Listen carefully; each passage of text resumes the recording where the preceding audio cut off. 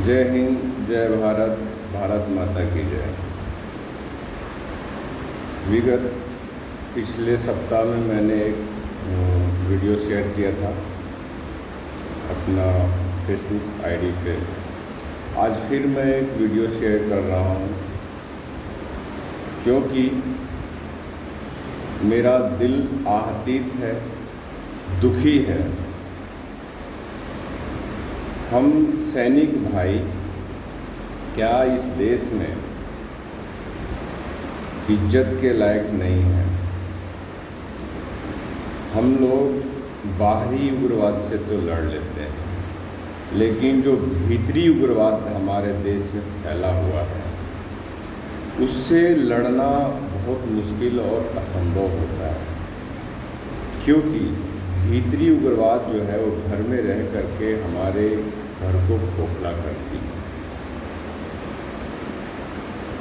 आजकल social media पे बहुत लोग, कोई काँव काँव करता है, कोई चाँव चाँव करता है, कोई माँव माँव करता है, और ये लोग बहुत सवाल करते हैं, काँव काँव करके सवाल करते हैं कि आप मौजूदा सरकार जो है वो आतंकवादी गतिविधियों को हवा दे रहे हैं।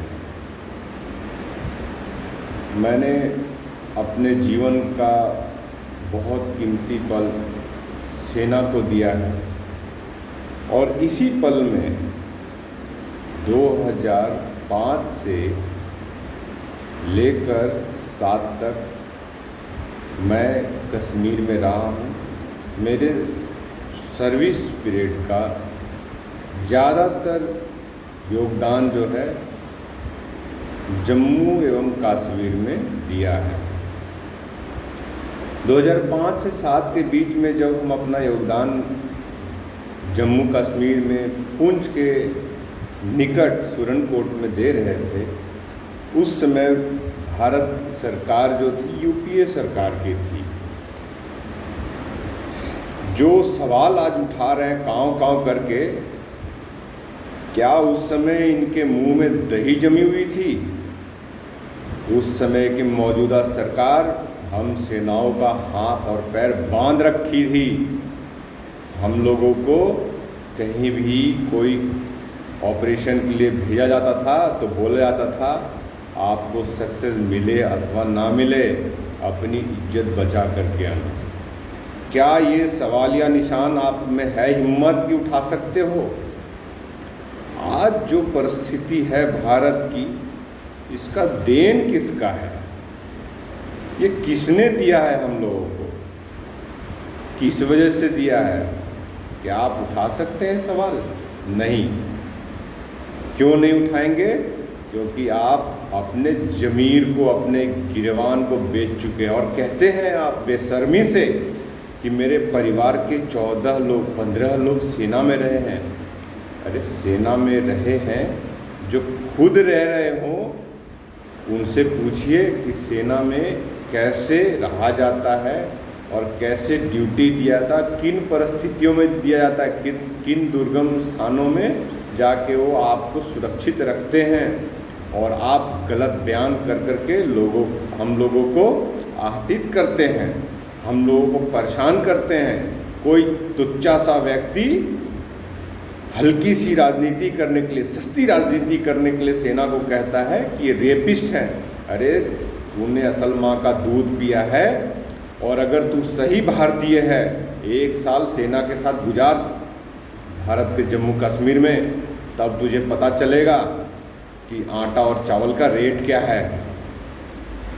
कभी कन्हैया कुमार आके सेना को उल्टा सीधा बातें कहता है, कभी गाँव वाली एक है मैडम, वो कहती हैं, और अब तो हद हो गई ज्योति अग्रवाल, ये अपने भारत का खाती है और जाके गाती पाकिस्तान में है।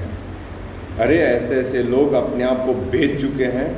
और फिर हमसे कहा जाता है कि जब बॉर्डर पे आप लोग हैं तो फिर इन्फिल्ट्रेशन होता कैसे है, कैसे उग्रवादी भारत में दाखिल हो जाते हैं। ये नहीं देखते कि क्या कर रहे हैं लोग, कहाँ कहाँ से जाके लूप होल बना रहे हैं। और इन्फिल्ट्रेशन जो देन है ये नेहरू गांधी और इंदिरा गांधी जी का देन है। जब नेहरू जी ने युद्ध में पीओके छोड़ दिया और लगे हाथ इंदिरा जी के हाथ लगी थी, मौका था कि उस पीओके को वापस लिया जाए, पाक अधिकृत जम्मू एंड कश्मीर को वापस लिया जाए, उन्होंने भी छोड़ दिया। क्या ये दहेज में लाए थे जो हमारे देश के कीमती ज़मीनों को इन्होंने दे दिया? और मैं एक कड़े शब्द बोल रहा हूँ, जिसको बुरा और भला लगे मुझे फ़र्क नहीं पड़ता। मुझे बहुत दुख होता है कि इन लोगों ने गलती किया, इनके ऊपर कोई बोलने वाला नहीं है। लेकिन आज की जो सरकार है उनका मैं पुरजोर समर्थन करता हूँ, क्योंकि इन्होंने आज सेना को यह छूट दे दी है कि खुद मारो, अगर उग्रवाद है तो मारो, यह छूट होनी चाहिए। इंदिरा जी ने जब 93,000 सैनिक बंदी थे तो क्यों नहीं मांगा कि उनको पाक अधिकृत कश्मीर खाली करने के लिए शर्त रख करके और तब उनकी सेनाओं को वापस किया जाता? ऐसा क्यों नहीं किया? ये कोड वहाँ से पैदा हुआ है, लेकिन सवाल किसी में उठाने की हिम्मत नहीं है। मैं ये सवाल उठा रहा हूँ, अगर है हिम्मत तो मेरे को कोई जवाब दे के बताए। और बेशर्म लोग जो बेशर्मी के चोला पहन करके हम सेना को और देश को गाली दे रहे हैं, सस्ती राजनीति करने के लिए आजकल एक ट्रेंड चल चुका है कि जिसको सस्ती राजनीति और राजनीति में कूदना होता है तो देश को गाली दो, सेना को गाली दो। अगर है हिम्मत तो सामने आकर के हमसे फेस टू फेस बात करो और उसके बाद हम तुम्हारी सवालों का जवाब देंगे। अगर नहीं तो देश को गाली देना और सेना को गाली देना बंद करो।